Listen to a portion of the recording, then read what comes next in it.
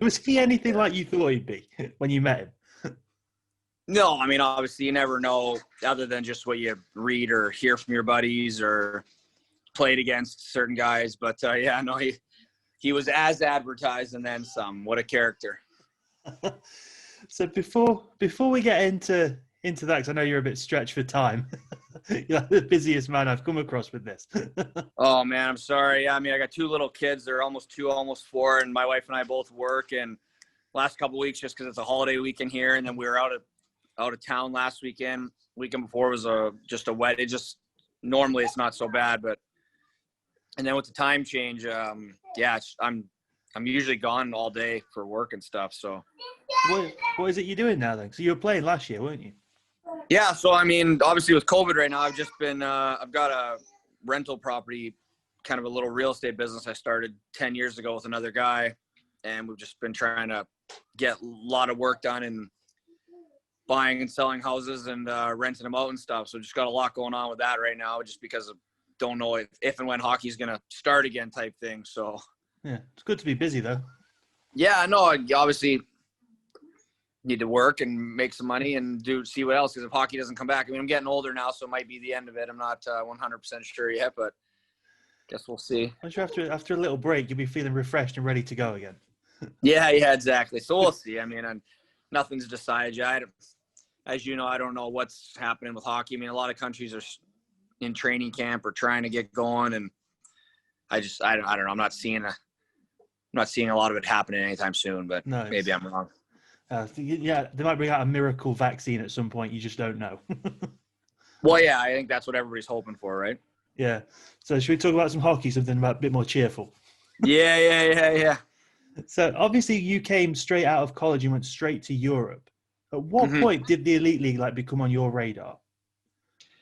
Well, to be honest, it was on my radar early on, just because I thought maybe I would continue my schooling and get a master's degree at some point. You know, obviously I didn't know anything really about the UK hockey or Europe hockey in general. And then, 1 year becomes 2, becomes 4, becomes 6. And, hockey's a small world. And over time, you get messages from, for example, Doug Christensen might be a name the Nottingham Panther people remember. He knew my college coach well, so I kind of had a relationship with him over the years. And I believe he was in Edinburgh and then in Belfast. And Sheffield. Sheffield, yeah. And then I know of and played against and friends with Ryan Finnerty. So over the years would stay in touch with him a little bit.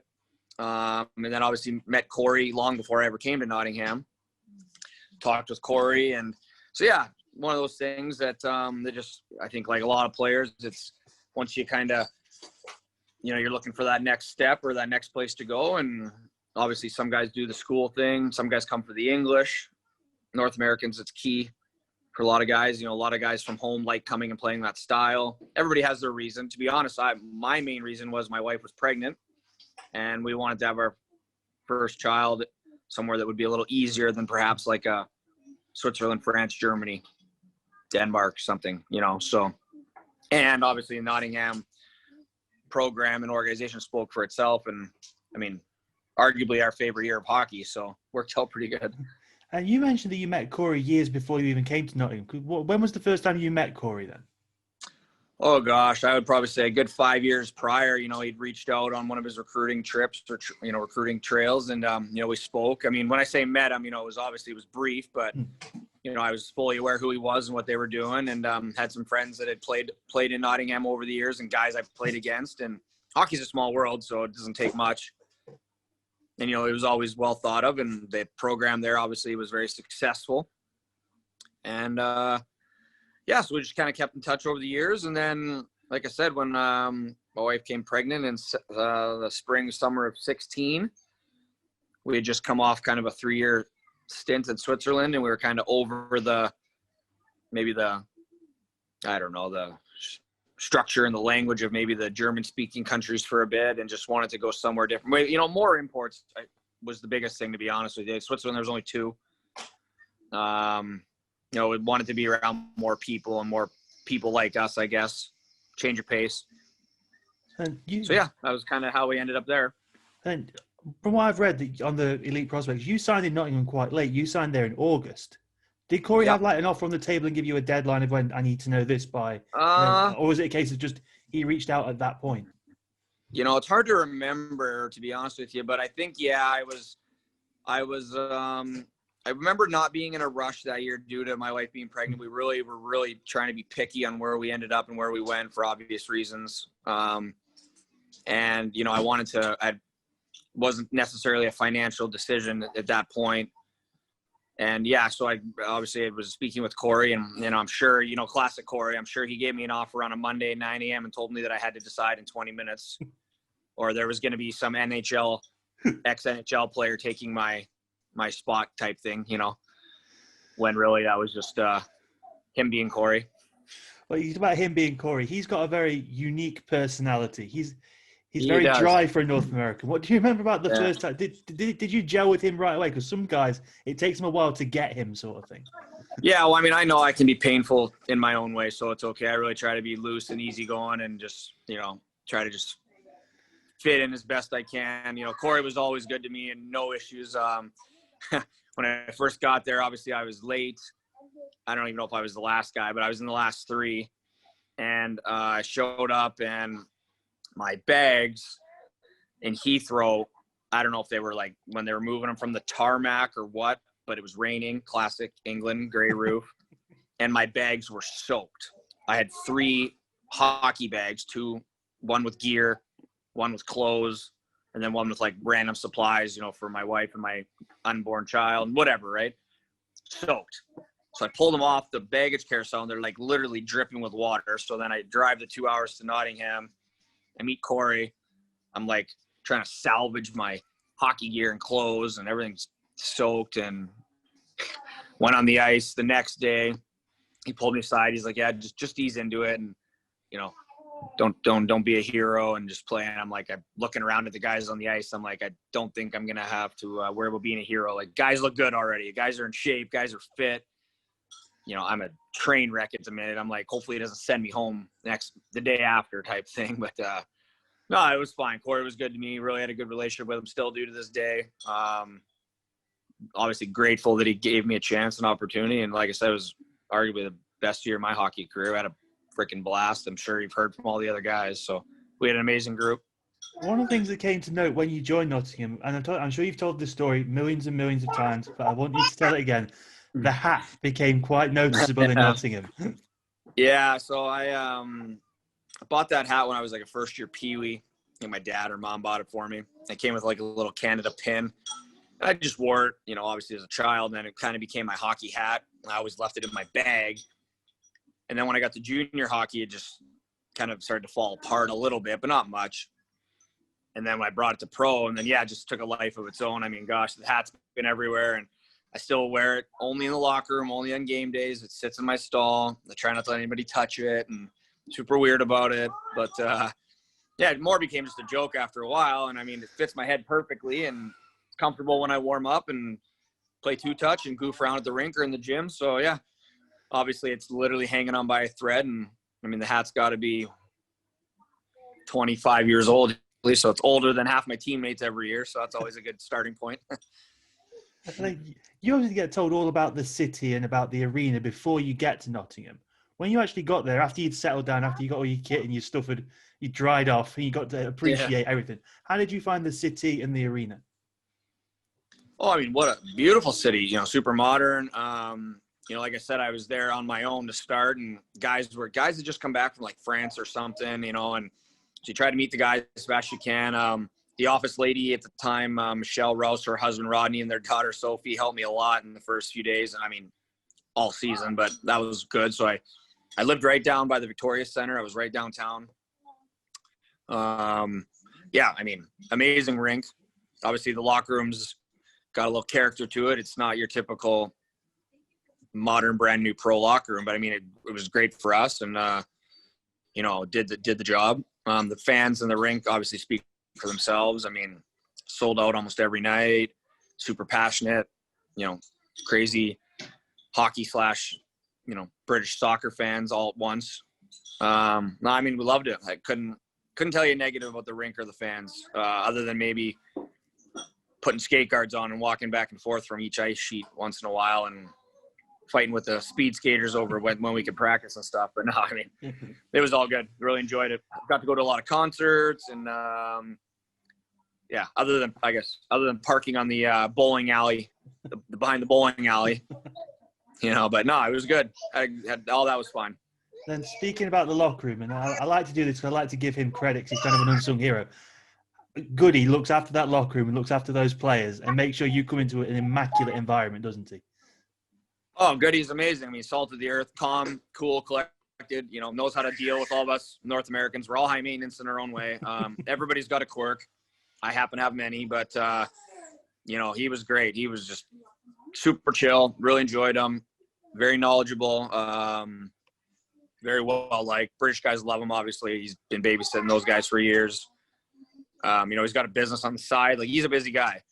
And you could never not get a hold of him. He helped you whenever you needed anything. And I've been around the world. I've played in a lot of countries. And, he's night and day better than 90% of the guys I've had over the years. And not to say that those ones aren't bad too, but just, he speaks English. He knows the game. He's been on the world championship level.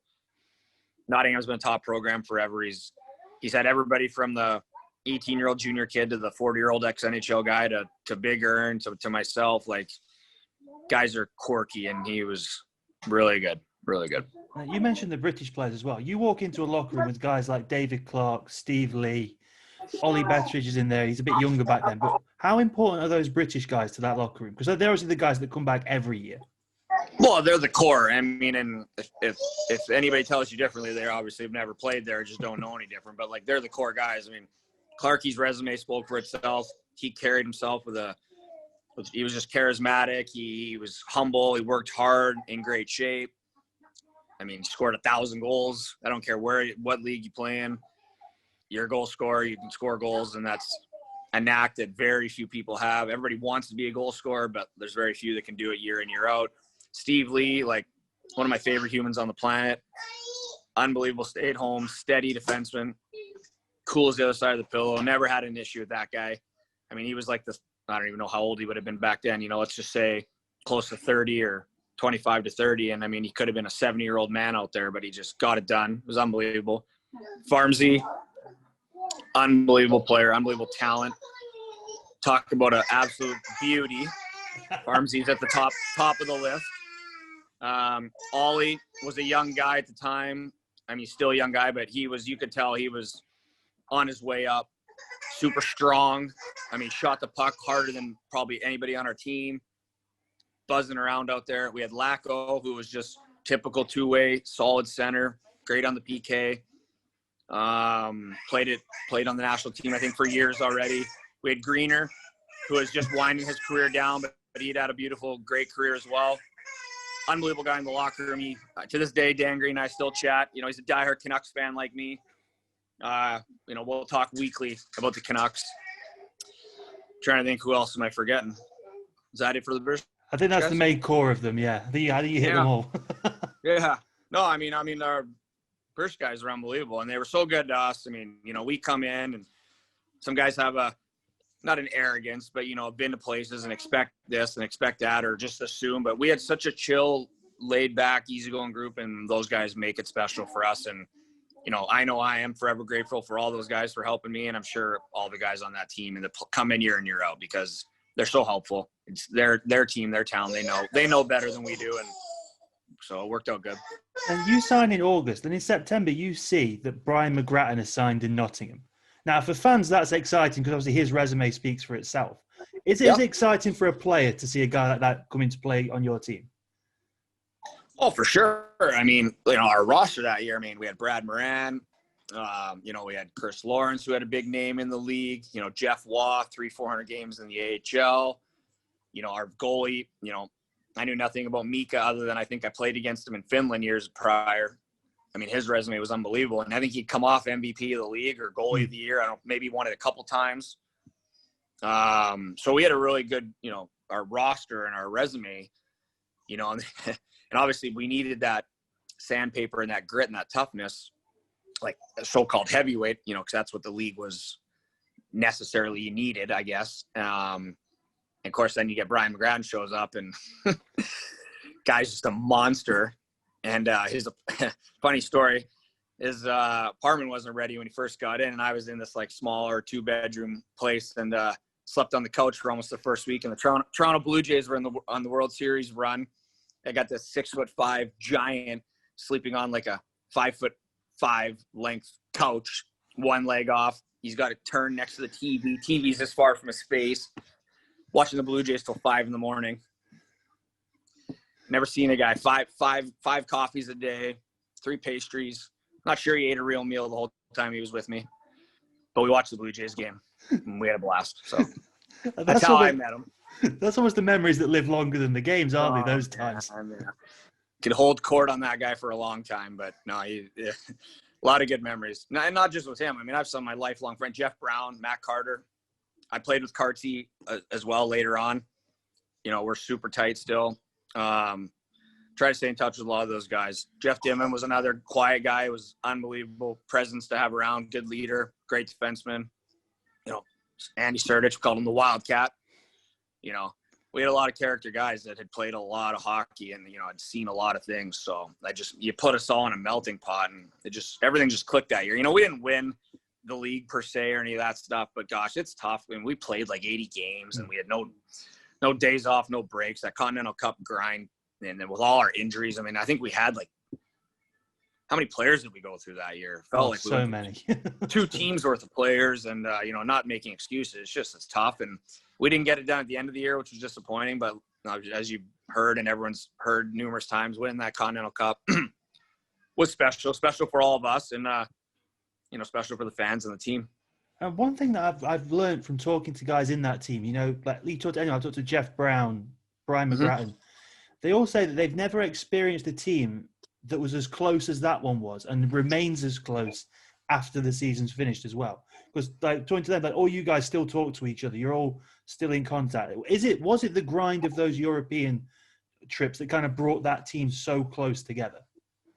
Yeah, I think so. I mean, we went to a lot of cool places. Obviously, it was starting in Jaca, as you've heard many times, and then moving over to Denmark and then up to Renown. I'd been to the second and third place. I played in Italy and I played in Denmark. So that was kind of a comfort zone for me. And we had some guys that were probably better off that should have been playing in Europe, and not that they shouldn't have been in the UK league, but like a guy like Steven Schultz, like he's arguably top 5 most skilled guys I've ever played with. I've been everywhere. Like that guy just did things and you were just like, wow. He might be hurt for 2 months. He'd step back out on the ice and he'd have like 2 and 2 the next night. You know, he worked incredibly hard. He had bad luck that year with his ankle, I believe, both ankles maybe. But like his talent and his shot and his ability were next level. And, you know, he should have been in a better league somewhere else. And I don't mean better league, but you know what I mean? So when we went to those, you know, those kind of places, he was always a really good player. You know, we had obviously Mo, our captain, Brad Moran, who had played who knows how many games in the AHL, let alone in, you know, Switzerland and Sweden and everything. So he was tailor-made for those style of games as well. And even a guy like Peter Callis that helped us out for the first half there, you know, another great European player. You know, he was an easy target. You know, we could tell a couple Callis stories, but anyways, he really helped, especially in Denmark. And so, like I said, long story short, we had a lot of, you know, Dan Spang, you know, KHL, Finland, Finnish League, like guy could play 40 minutes a night and not break a sweat. So all of us are all still pretty close. And I think a lot of that was because of that Continental Cup run and just the places we went and spent some time together. Another easy target, I imagine, is Henry Packle. Yeah. Henry was just really young, you know, and he probably doesn't come from, I don't want to say he doesn't come from much, right? But not maybe grew up the way we did. We're super fortunate. And, you know, Henry was the nicest, hardest working kid, like tip my cap to him every day. Easy target for sure. But, you know, he genuinely cared about every guy. He wanted us to come on the ice. And he was just a kid, like, you know, and you look back and you wish you had that enthusiasm maybe and that energy and that drive. And yeah, maybe drove you crazy sometimes. And, you know, guys picked on him a little bit, but it was all in good fun. And everyone cared for him too. And he was a very important part of our team. When Mika got hurt, you know, him and Greener held the fort down. And gosh, I mean, there were some nights, I mean, like obviously some of those Sheffield games you guys remember. And, you know, he played in the Continental Cup too. And he was super important. Do you remember when he nearly started a brawl in Coventry after the game?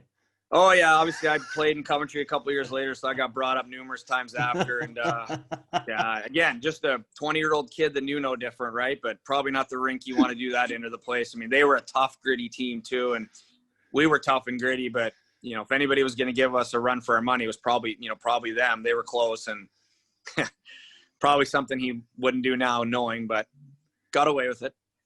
Right, and you brought up Hacker a minute ago. Let's get into the big debate, the big topic of conversation.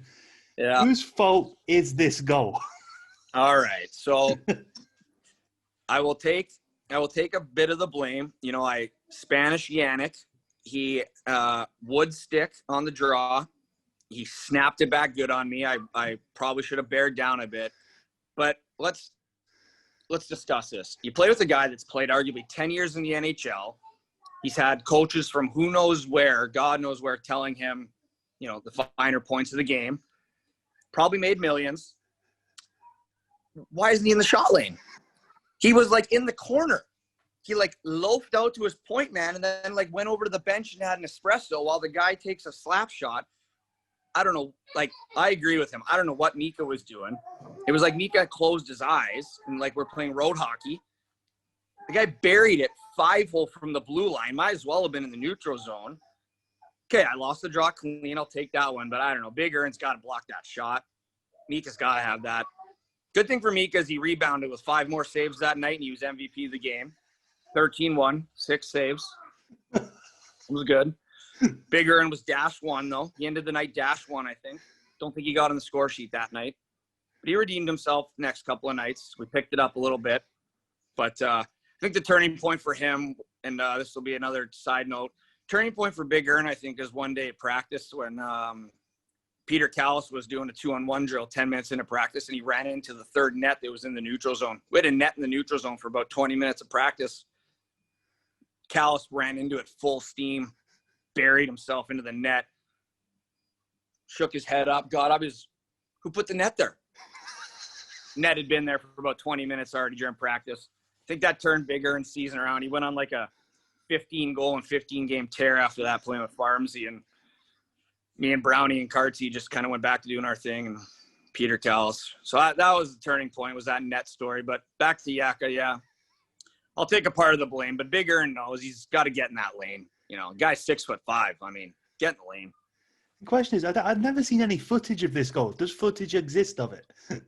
You know, I don't know. We're gonna have to get some footage out there. I'd love to see the breakdown of that defensive zone face-off play. I think Corey probably had us running one of his 15 face-off plays. You know, we had the Kazakh, we had the Surdy, you know, we had the high post, the 1-4-4-1, solutions week.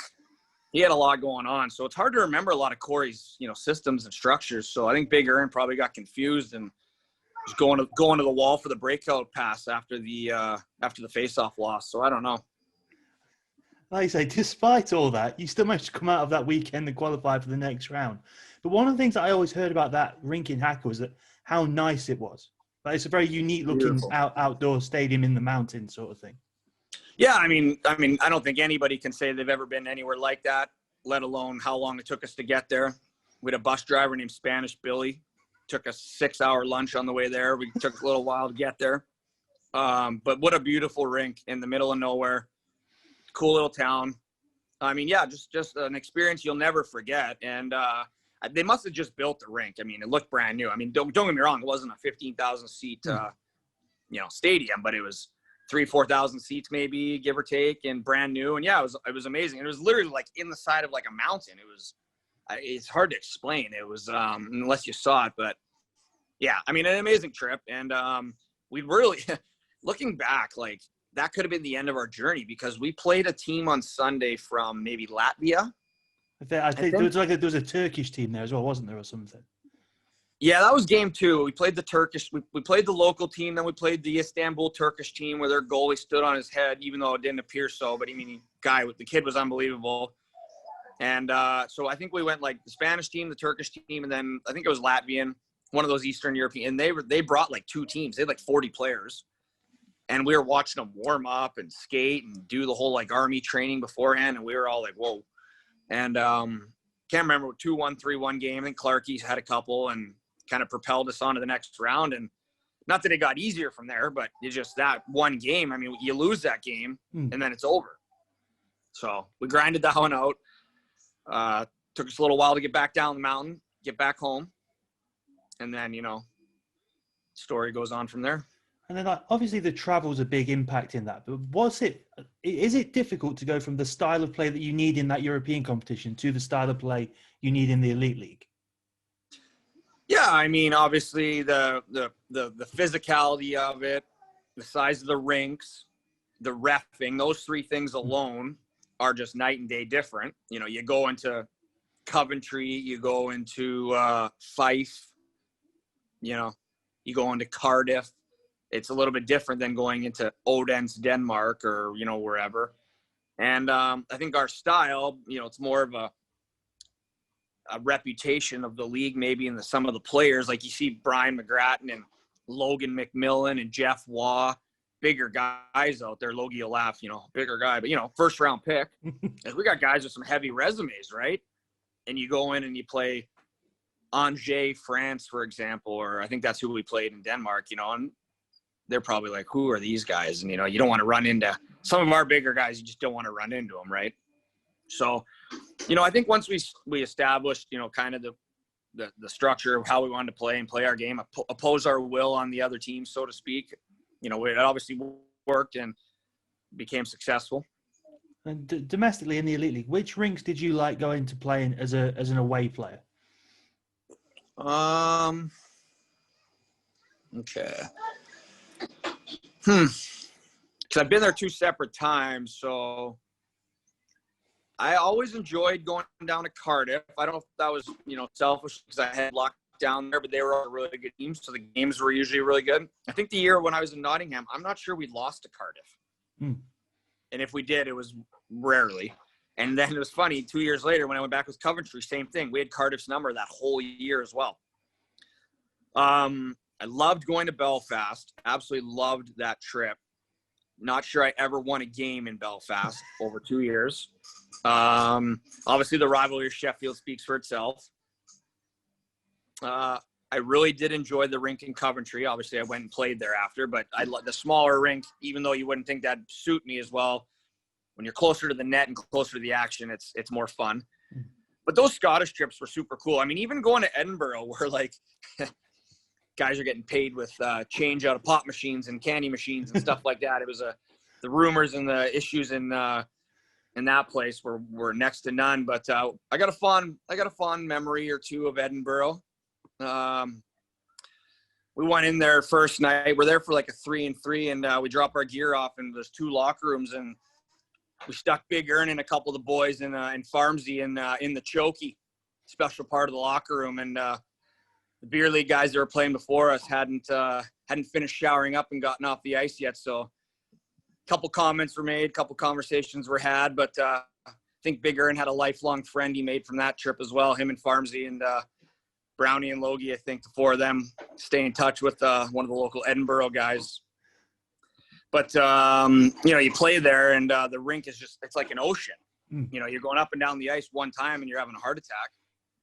And then, Dundee, nice rink, nothing special, but good fans. Fife, passionate, crazy fan, passionate. Trying to think what other rinks. I'm thinking Manchester was a box. Yeah. Hated Manchester. Couldn't. Oh. We had to go back there last year for training camp with my German team. Oh, no. Thought I'd never see that place again. Yeah. At least you get to talk to Finner up there. I did. He was really good to me. Yeah, no, I actually didn't even play over the weekend. I was hurt, thankfully. Manchester flu. Yeah, the Manchester flu. Yeah. All the rinks were good. All the fans were great. It was just enjoyable. All of it was really fun. You mentioned that Panthers-Steelers rivalry. Obviously, it gets built up by both sides as it gets to the games. But does that affect the players, or do you have those circled no matter what, because that's the big game, and then you get into it and they're good, and those games are always, and especially that year with the relationship Brian had with the Sheffield fans, that kind of elevated everything a little bit more. Yeah, I mean, he obviously was a figure wherever we went, but he had a special bond with the Sheffield people, and Sheffield was a great team that year. I think we played them felt like we played them 15 to 20 times, honest to God, because we played them preseason, played them Challenge Cup to open the year, played them Challenge Cup later in the year, played them in the playoffs, and then I don't know how many games you played during the year versus every team, or at least your divisional teams. Obviously, the Boxing Day doubleheader is a big thing. Not knowing anything about that before I got there. I didn't even realize it existed until right before. Sold out both ways. I think that year was a record for fans. I'm sure it's been beat since. We had Jason Williams fly in for that. Talk about another state-of-the-art piece of work, beautician human. Willie was an amazing talent, unbelievable team guy, locker room guy. Shows up off the plane wearing a leisure suit, meets us at the Christmas market for a couple socials and a hot dog, and then goes out and scores the game winner back-to-back nights. Who knows if he's even been on the ice since November. And just having him around, like his presence, throw into the mix with, McGrattan and Moran and Wazzy, our older guys, Spanger. So, yeah, those Sheffield games were awesome. Obviously, the playoff win at home, the 5-2 win with Fitzy and the Earn thing where Earn almost tore his ACL, speed wobbling down after the big goal. And, Larry Lawrence scoring a big goal at the end of the game with basically no time left. And, we had a tough one the next night with Mika getting ran, and we kind of left Greener out to dry on that. But the rivalry was special. And, not many rivalries I've played with been like that. I played in some derby games over the years in various countries, and that's kind of the same thing, but it's the same, but it's not, because you don't really understand what they're saying, and you only get to play them once or twice a year. But when you play someone 10, 15 times, it's a grind. So, and I know this kind of thing happens in the hockey world all the time because it's small, but I'd be remiss if I didn't bring it up. There was an incident in a game against Coventry where you and Kevin Noble ended up having a tilt in the corner, and then 2 years later you become teammates. How often did that come up in the locker room? It was one of those things that, like, Nobes is actually not, I don't know, he's maybe not viewed as everybody's favorite human or player, but he actually was a really good guy. He's super quirky as well. He's real into his fashion and his lotions and his creams and, his style points. But when I played with him, he was our player assistant as well. So he had a unique job, and I don't wish that upon anybody after being around it for a bit. Clarkey did it when I was there, and Nobes when I was in Coventry. It's a tough job, and you're babysitting 20 kids, but you want to be their buddy, but you got to help be their coach. And guy worked so hard, blocked shots with his face, played gritty, did some antics on the ice that maybe didn't give him the best reputation from time to time, but it wasn't for him. It was more of a joke than anything, to be honest with you. He knew that what he was doing and that it rubbed people the wrong way, the opposing fans and team, but that was his game, and he was good at it, and great teammate. Obviously we had a special bond because of what happened. I don't think him and I really ever discussed it at length other than a couple of jokes here and there, but a couple of the other guys on the team would bring it up every once in a while, and it was pretty funny just because I closed my eyes and got lucky on that one. Guys like that, though, every team has a guy like that. Like Robert Farmer was almost the Nottingham equivalent of Kevin Noble. I don't think Farms would appreciate that comment, but yeah, you could argue that Farms was, Farms is a gritty sandpaper guy, but, Farms is an unbelievable human. To this day, I still talk to him. I played against him last year. Farms can play wherever he wants. He could play at any level. He'd find a role. He skates. He hits. He could score goals. He's obviously tough, gritty. So, yeah, Farms was a great teammate. Farms was, there was a stretch of time that year in Nottingham. Farms was our MVP. He went on a stretch where, everything he touched went in. He was carrying us. He was carrying Big Earn. Think of the weight on that guy's back. You got to play your own game, and you got to babysit McGrattan the whole time. Farms obviously is a special talent, and Noble was in his own way too. Noble was just a stay-at-home puck blocking, clearing out in front of the net type defenseman. And I like Noble, especially after getting to know him. You have this view of him when you get there, and he was good. He was a good dude. Then after those Boxing Day games, like those Christmas series, it starts to come around that the Continental Cup finals coming up in that January. At what point did you realise, oh, we might have a problem here with the birth of the child?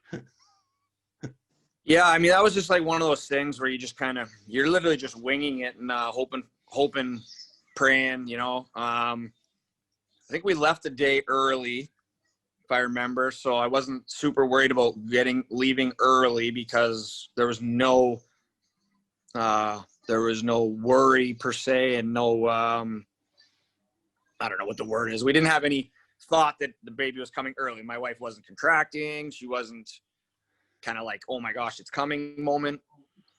And of course, you get there, and I'm there day and a half, and that oh my God moment happened at 1 a.m. And as everyone's heard the story and whatnot, it was quite a journey getting down the mountain. Gary losing forgetting my passport, going back and getting it. Blizzarding snow outside. We're in like an Italian rental car with summer tires on it, probably. Drops me off at the Bolzano train station. There's no tickets. There's no machines working.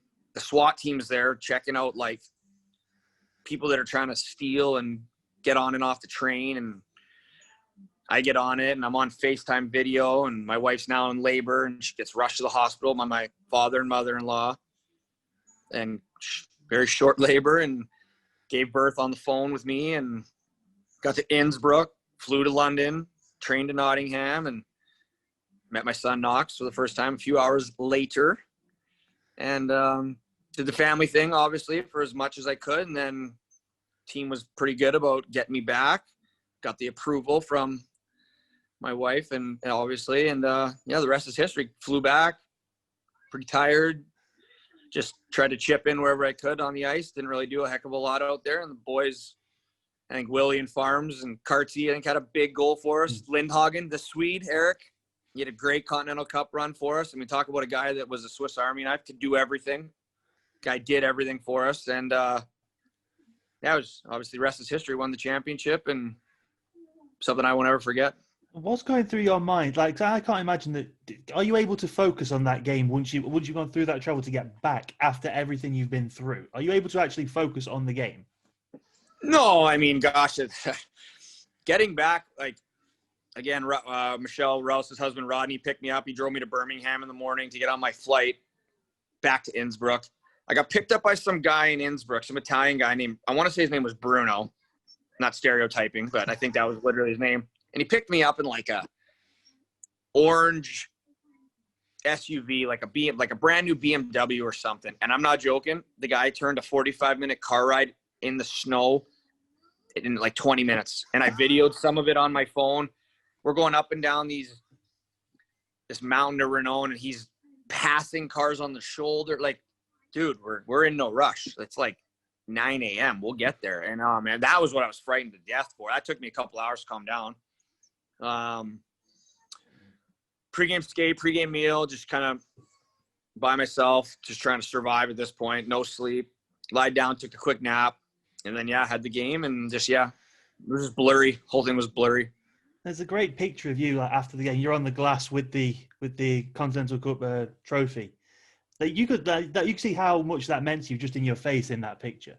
Oh yeah, I mean, my teammates were just amazing. I mean, they did so much for me before and after and during and just that whole year. But I mean, just winning that. And a side note to that, I played in that Italian league a few years prior, and my team, I was in a place called Val Pellice. We upset Renown in the playoffs in their rink in overtime to close out the series. And we had like 500 of our fans from Italy, the Italian town I was in, showed up, sold out rink and everything.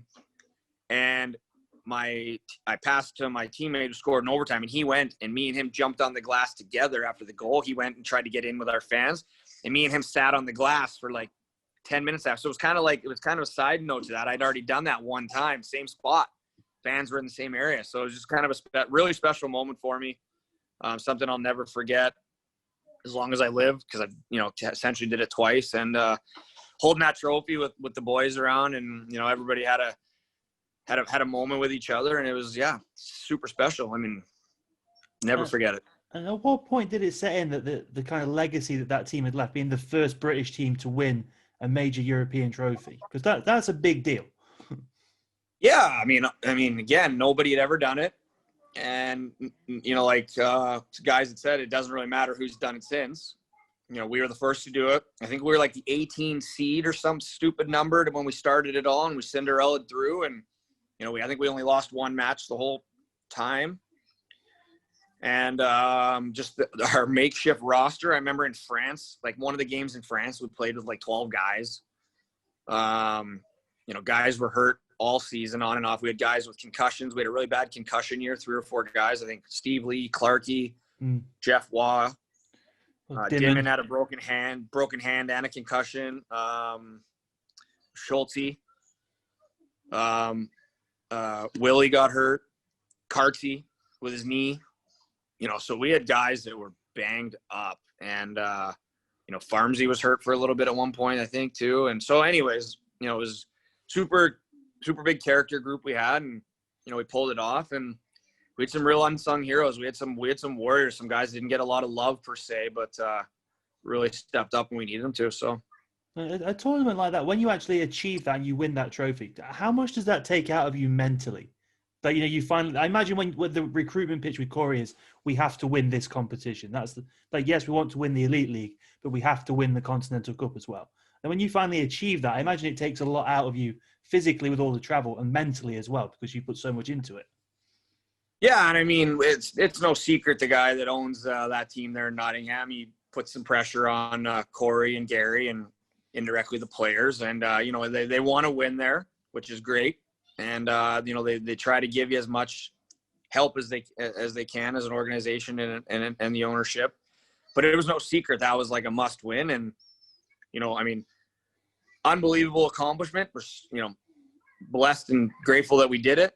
But yeah, mentally after that, I know how I felt after that. It was exhausting, and then all the hard games in between and after, and come early March, I think that just guys just. Like, we just ran out of gas. It's all it is, and that's not an excuse. That's just reality. I truly think we played 80 games that year. Yeah, it's got to be close. And it was condensed 80 games. It wasn't like spread out. So the 3-3 weekends in the league and the Continental Cup, and then the weekends where we'd go like Wednesday home, Saturday, Sunday road, or Wednesday, Friday, Sunday, or whatever. It was a lot. And it was no secret. We were a bit of an older team, and guys were banged up. And our poor physio staff that year. We had Poundy in there drinking the green shakes, and then going to the toilet in the locker room, and the boys would be giving him a hard time. What that guy was thinking all year, drinking those shakes before practice. But nonetheless, what an unbelievable guy. We had Pete in the gym. Never forget working out in that little dungeon gym, getting buried by that guy. And then we had all the help from all of the other physio staff and the doctors and the dentists, and it was a team, organizational, town effort. Something none of us will ever forget, but grateful we had all the help that we did. But sooner or later, we just ran out of gas, and that's what happened. And I just think in the Elite League that year, we had such a hot start. I think we were, what did we go, like 10-1 or 10-2 to start? We were crushing, we were rolling. And then the first big injury, if I remember correctly, was Clarkey and Loon. Larry went down back-to-back games or something like that. And then it just went like Steve Lee, Jeff Dimon, Steven Schultz, and just, Mika got hurt at one point. And it was just all year. We were really trying to grind. And you mentioned the playoffs. I'm not going to talk about the second leg because it was what it was. Mika got hurt, we got knocked out. That was what it was. But how much fun was that first leg of that quarterfinal to play in? Because you scored the first goal in that game as well. And that roof almost came off the building. Yeah, I'm just trying to remember the game a little bit. I think it was like 4 or 5 or 6-2. We were, 3 or 4-0 quick. I remember obviously the vivid memory is obviously talked about a lot as Fitzy Earn thing, but as a team, that was one of the best, most complete games we played all year, other than maybe going down. And I think we went down to Cardiff and won like 8-0 one night or something. I'll never forget that one too. That was funny. Just that whole, that probably never happened to Cardiff before or after, but yeah, I mean, what a great game, great win. You know, we thought we were well on our way. Obviously, let down the next night, but that was a top 5 moment for me, that game as well, just with the crowd and the way we played as a group. And you know, at that point, most of our guys were healthy. I think we basically had a full roster as well, if I remember correctly. So, yeah, I mean, all the big Nottingham games that were sold out which were most of them, there was never a dull moment. Did you get to experience the playoff weekend? Did you go and watch it, or did you just want nothing to do with it after you got knocked out of it? Well, it was there. To be honest, I don't think I went and watched the game. No, but I mean, I was around. I was still in town. You know, hung out with some players on the other teams that were out as well. And then after the first night, the guys that got eliminated, you know, you got buddies on each team. Yeah, at that point, like, hockey's done. Like, for me, it's quick. Like, you lose and it's heartbreaking, and I go on my somber moment or pouty stage for a short bit, but then it's just, I got to move on because I can't dwell. And at that point, I had a 3-month-old, so I wasn't really getting the luxury of sulking, so to speak. And it's hard for us North Americans too. Like, we invest, everybody invests, but like, we're packing our life up coming to the other side of the world to pack it all up again, to go back home. You know, we have houses at home, you know, our families at home. Like, we invest a lot into come over there. And then when you lose, you're heartbroken. You're so let down. I mean, I've been doing it for 13 years. So some of these guys are in and out 1, 2, 3 years, right? You know, but I've been doing it for so long. It feels like that's the hardest part, because when you don't win, like, that's why you play the game. You play the game to win. And you don't really want to be hanging around other guys from other teams and whatnot and watching the hockey, to be honest. So I did a little bit. It looked like an unbelievable experience. And again, I was fortunate enough 2 years later to go through the whole thing again. So I'm kind of familiar with the process, but, you know, it's a pretty cool thing the league has it in Nottingham. People come from all over the countries, you know, Scotland as well, Wales, England, obviously, Northern Ireland. And yeah, I think, you know, that's a big thing to win and big thing to be a part of. And obviously Cardiff's had their way with it lately with Belfast, basically the two teams. And, you know, their programs are doing really well right now. So good for them. And was there ever any talk of you coming back to Nottingham the next year, or were you always going to go and try something new afterwards?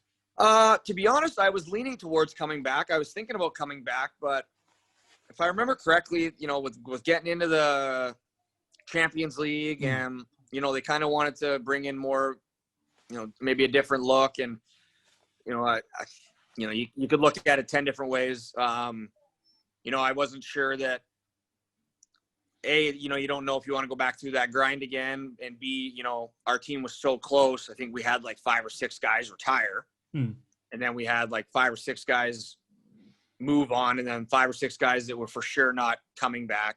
So it literally only left like a handful of guys. You know, you had your core British guys, and then I think you had Spanger, who had to finish school, and Brownie. Yep. And I think that was it. I'm not sure one other guy from that team other than Eric Lindhagen, right? Yep. Yeah, that's came true. back. Yeah. And I don't know if that was a Neil thing or if it was a, you know, a Corey Gary thing, or if it was a bit of everybody, but, you know, I definitely wouldn't have been unhappy coming back. And I was, you know, you're always disappointed maybe, but at the same time, to be honest with you, I think that I had, I think that after the season, or I think within like a week or two after the season, when it kind of seemed like a lot of the guys that I was close with and they weren't coming back, I had actually signed already anyways to go to France with Matt Carter, who I was close with, and another guy from a famous Sheffield player, Tyler Mosienko. You might remember that name. Yep. He's one of my close friends from my hometown in Canada. Yeah, great player. So the 3 of us went to France kind of together with a 4th guy that we played with in Italy. Oh, that's cool. Anyway, random deal, but the 4 of us got together and decided to do it together with a coach that one of the other guys had already had. So it worked out fine for me, but definitely wouldn't have been unhappy staying there. Obviously, my personal experience with no outside distractions or people was unbelievable, and I couldn't tell you a bad thing about it. You know. And then a year after that, you do end up back in the elite league with Coventry. What was it like going back into Nottingham as an opposition player? It was a little bit tough the first game, because Nottingham, you know, they were that season they were this big. Yes. big team that was trying to run you out of the building type. And we played them in Coventry first. And it was like 4-0 before we blinked. And then we came all the way back and it went to overtime, shootout. and we lost in the shootout. So we're like, okay, we can play with these guys. And then we went there. It was just a complete train wreck of a game for us. We had 4 or 5 fights. We had 2 guys get injured during the game, long-term injuries. We had Ross Venus was one of our big British guys. Yeah, he got hit by Janan, didn't he? That center ice hit. Yeah, right at center ice, and he ended up being out for like 2 or 3 months from that. We lost another guy that game too, so that was a bit intimidating, for our team, young team. I was the oldest guy. We had a really young leadership group. We had Ross Venus, Luke Ferrara, and Kevin Morris, and they were all in their like mid-20s or less. I think Noble got hurt that game. He was the other older guy, and nonetheless, we didn't win that game. But then the next 3 times, I think we beat them the next 3. Yeah. So that was good. I mean, I felt good about that. They fired their coach halfway through the year. Strax took over. yeah, Strax. I don't know. I mean, it was unique and awkward all at once. But, I mean, again, I had a lot of love from the fans. I had a lot of great memories. One night it was a jersey auction was going on while I was there. And I came back with Steve Lee's testimonial. It was amazing. Was super honored to be invited to that and be a part of that. I mean, the fans in the rink and everything was old memories. So it was pretty cool. I went to the Hungry Pumpkin before one of the games, a pregame meal. Sat up there with my man Rocco and his wife Michelle, and so good experience. And then talking about Strax, he's another character in that locker room. How did you get on with Rick? What a guy! What a guy! Yeah, gritty, tough. Played the game hard. Funny. His wife was also an office lady, Nicola. Nicola. Yeah, amazing. Salt of the earth. Yeah, no, Strax, awesome. Awesome. I say, you when you came back with Coventry, you could see the relationship that you'd left an impact on the Nottingham fans because they enjoyed seeing Alex Nikiforuk back in Nottingham. Did you feel that love when you came back with Coventry, that they're excited to see you again, even though you weren't in Panthers colours? Yeah, no, I mean, obviously they do the face-off thing before the game and kind of got to do the salute and everything, and that was super special. And just seeing the fans after and talking with them after. And again, one of the games that we won, it was pretty cool after, got man of the match and did the whole thing with the fans and stuff. So that was cool. I felt like I owed a lot to the people there. I mean, I'm blessed to have my son there, and just super fortunate. The people there were just amazing, and they did a lot for me. And I tried to give every ounce that my little body had every time I stepped out on the ice, and whether it was for them or against them years later. But I tried to always keep it as real as I could for myself and my personality and the way I played the game, and just off the ice, just tried to have as much time for everybody. I mean, I'm outgoing and I have time for people and I enjoy people. So my experiences, I've been to a lot of places, and that's top 2 for sure, top 3 hands down. And some of those fans I'm still friends with to this day. Speak to them and get messages and emails, and I physically and I genuinely try to make sure I reach out to everybody when I can or respond and whatnot. So special part of my life for sure. That's one of the special things about the Elite League in general, isn't it? Is how the relationship you build with the fan bases. Oh yeah. I mean, gosh, I even in Coventry, I mean, just an amazing group of people. It became the Sky Dump, became the Sky Dome, and again, had a big year personally. Our team, we almost upset. We had upset Cardiff Belfast at the end of the year, and had a great run. Danny Stewart was an unbelievable coach for me, great human. He's his family that he's married there and he's a part of there, and our British guys there were awesome as well. Like, it was no different than Nottingham. Like, we had such a great group, and had a lot of fun. Had my second child there, so both my kids are born in England, and another amazing experience. And yeah, I mean, my time in England was special. And you can tell that from the way you speak about it. And I can't thank you enough for giving up so much of your time for this. I'm so glad we finally got this done. Yeah, no, I apologize it took so long, but I'm super grateful. And I sorry about the noise in the background. My 2-year-old and 4-year-old are over here, and yeah, you eating? So that year was amazing. We had so many great teammates. I mean, I could go up and down the list. we had a lot of special guys, and we connected and we bonded in special ways. And obviously, the presence of having a big earn, Jason Williams around, the quiet leader of Brad Moran, and then our spunk guys like Lawrence and Brownie, Cartsy. We had a special group, and those guys that went to school every day and couldn't imagine doing that. Like, looking back, like, I don't know, that's difficult. Our British guys putting up with us, obviously us putting up with Corey, but no, Corey putting up with us. Yeah, it was an unbelievable year. I'm super grateful he had me on the show. And all right, man. We're definitely gonna have to get you, Big Ern, and Mika on one triple conversation to hash this out finally. I hope you get Mika on the show. I want to hear his view, because I played with him in Coventry 2 years later, and he's still trying to pass the blame on that one. He said the guy had a rocket. Guy had a road hockey stick, Meeks. Road hockey stick. What a way to end it. What a way to end it. Jeez. Anyways, yeah, great year. Big Ern will never live that one down. Low light of his career. He'll block a shot next time.